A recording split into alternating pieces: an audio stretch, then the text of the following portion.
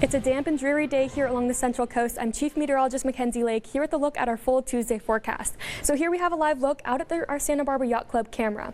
We have those low-level clouds, we have some misting and drizzle, and we received reports of some pretty impressive rainfall numbers over the last 24 hours. So take a look there. Pismo Beach and closer to 5 Cities area, we got above 2 inches of rainfall, just an inch and a half there in San Luis Obispo, over half an inch in Nipomo, and you can see as we head further and further down to the south, our rainfall starts to lighten up a little bit. Santa Barbara, we just got a 1/10 of an inch here, and even further down through LA, we didn't see really much as far as measurable rainfall. Here's a look over the last 3 days. Again, very impressive numbers here. This is including this weekend as well.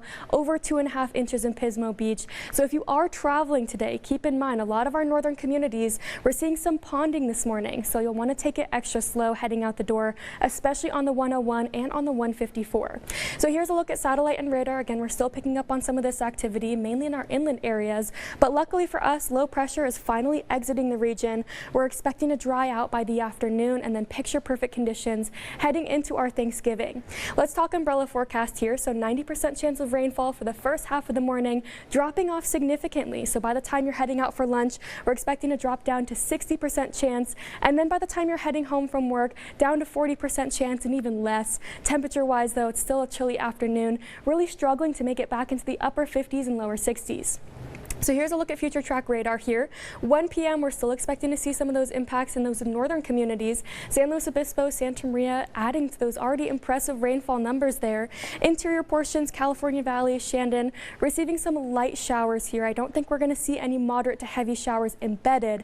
And then by the time we head into our afternoon and overnight, and then into Wednesday, we start to dry out. Not only do we dry out, but those clouds completely exit the area. It's going to be a beautiful afternoon here. We might have a little bit of cloud coverage heading into our Thanksgiving, but other than that, winds are really nice, temperatures are warming up a few degrees, and it's a perfect forecast ahead of us. Future track rainfall here, again, we're not picking up on too much activity over the next few hours here, but heading towards San Luis Obispo, about a 1/10 of an inch here, not quite making it up to that 1/10 of an inch in Santa Barbara, a little bit more rainfall for some of our interior areas.